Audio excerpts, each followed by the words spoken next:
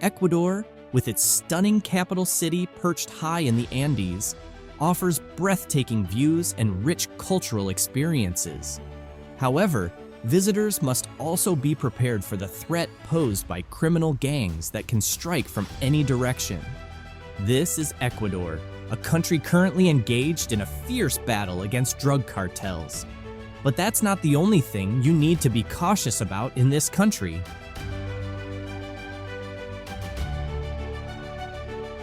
On the political front, Ecuador has struggled to maintain a stable democracy. This small Latin American nation once shone as a beacon of democracy, but unfortunately, that promise was never fully realized. The economy nearly collapsed, institutional weaknesses were rampant, and politicians often bent or outright broke democratic rules. Traveling often involves meeting new people, but in Ecuador, it's not as safe as one might hope. Travelers need to be vigilant and not easily trust strangers. Ecuador has yet to rid itself of widespread theft and robbery. This caution extends to using public transportation. Always be alert and pay close attention to vehicle license plates to ensure your safety. One of the significant challenges Ecuador faces is its ongoing safety concerns. Even as territorial disputes with Peru have gradually simmered down, new, equally serious issues have emerged. At the beginning of 2024, Ecuador was jolted by an unusual television broadcast.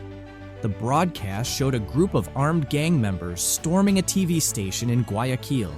They held everyone in the studio hostage for 15 minutes, brandishing firearms and grenades, sending shockwaves throughout the nation. This notorious gang also took over 130 prison guards and staff hostage. The terrifying situation began when a drug kingpin named Adolfo Macias escaped from his cell. Matias, the leader of the Los Choneros gang, was serving a 34-year sentence for drug trafficking and murder.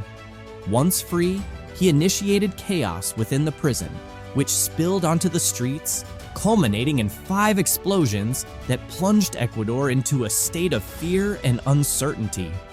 Ecuador's security system has been severely compromised, partly due to the aftermath of the COVID-19 pandemic. Throughout 2023, the death toll in Ecuador rose to 8,008, double the number from the previous year. As a result, the streets of Ecuador became deserted, even on weekdays. Hundreds of soldiers, including tanks, patrolled the streets of Guayaquil and the capital, Quito. Currently, Guayaquil is considered the most dangerous city in Ecuador, with its port being a central hub for drug smuggling. Schools have been shut down, with learning shifting online, reminiscent of the COVID-19 pandemic period. In the business sector, China, one of Ecuador's main investors, announced the temporary closure of its embassy and consulates. The deteriorating situation in Ecuador has forced the president to declare a war on drugs.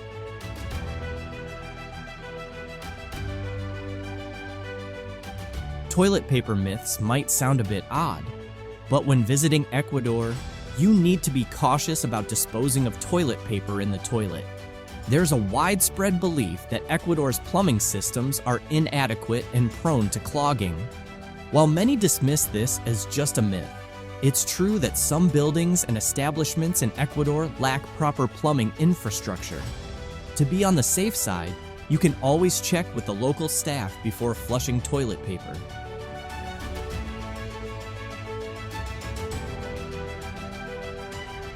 Despite its challenges, Ecuador is a country with unique features and incredible natural beauty.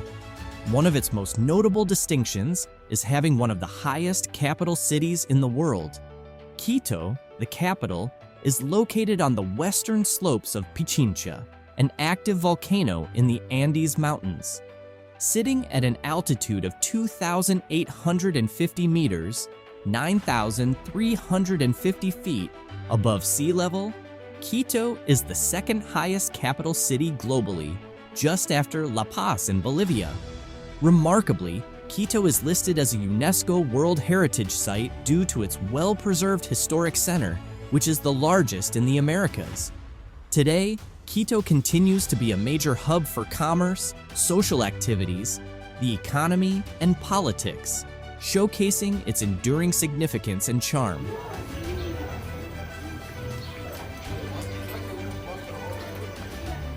Ecuador has made significant strides in LGBTQ+ rights, which some might see as controversial.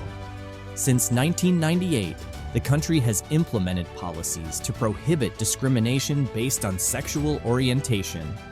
In 2014, Ecuador took a progressive step by legalizing same-sex marriage.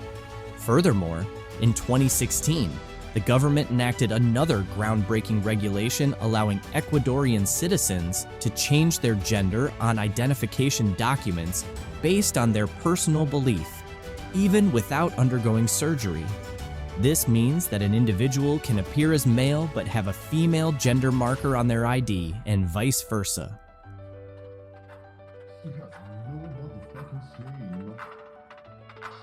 Moving on from LGBTQ+ issues, let's talk about Ecuador's political landscape, which also has its own unique aspects.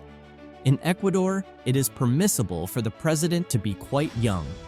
A prime example is their newly inaugurated president as of November 2023, Daniel Noboa, who is just 35 years old. Before becoming president, Daniel was a banana entrepreneur following in the footsteps of his father, and later pivoted to politics by becoming a member of parliament in 2021. Daniel then took a bold step by entering the presidential race in 2023 and surprisingly advanced to the second round of the election. This achievement was particularly notable as it surpassed his father, Alvaro Noboa, who had run for president twice without success. Daniel's youth appealed to Ecuador's young voters, a significant demographic since 1/3 of the electorate is aged 18-29. The worsening conditions in Ecuador also played a role in his rise. As the Harvard Kennedy School graduate campaigned with a vision to improve the economy and create job opportunities. To tackle the rampant violence in Ecuador, President Daniel Noboa has implemented several measures. He has ordered that criminals be detained on prison ships located off the Pacific coast of Ecuador. Additionally, he has recommended bolstering the capabilities of the military forces stationed at the borders and along the coast, which are key points for cocaine trafficking. Daniel has also established a new intelligence unit specifically aimed at dismantling criminal gangs and has equipped the security forces with tactical weapons. Unfortunately, Daniel's presidency is set to end in May 2025. He was appointed to complete the remaining term of President Guillermo Lasso, who dissolved Congress in May 2023. Guillermo Lasso called for a swift presidential and legislative election during an impeachment process to step down from office. En el que los condenados por narcotráfico, sicariato y el crimen organizado This is not the first time Ecuador has had a president with an exceptionally short term. In fact, the country once had a president whose tenure lasted only 2 days. Rosalia Arteaga was appointed as vice president to Abdallah Bucaram on August 10, 1996, but her term ended after just 1 year. Following Bucaram's ouster, there was a debate over who should succeed him. Rosalia believed she was the rightful successor as the vice president. She was sworn in as president in February 1997, but was replaced by Fabian Alarcón on February 11, just 2 days later, with the backing of Congress and the military. This forced Rosalia to resign from the presidency, handing over leadership to Fabian Alarcón,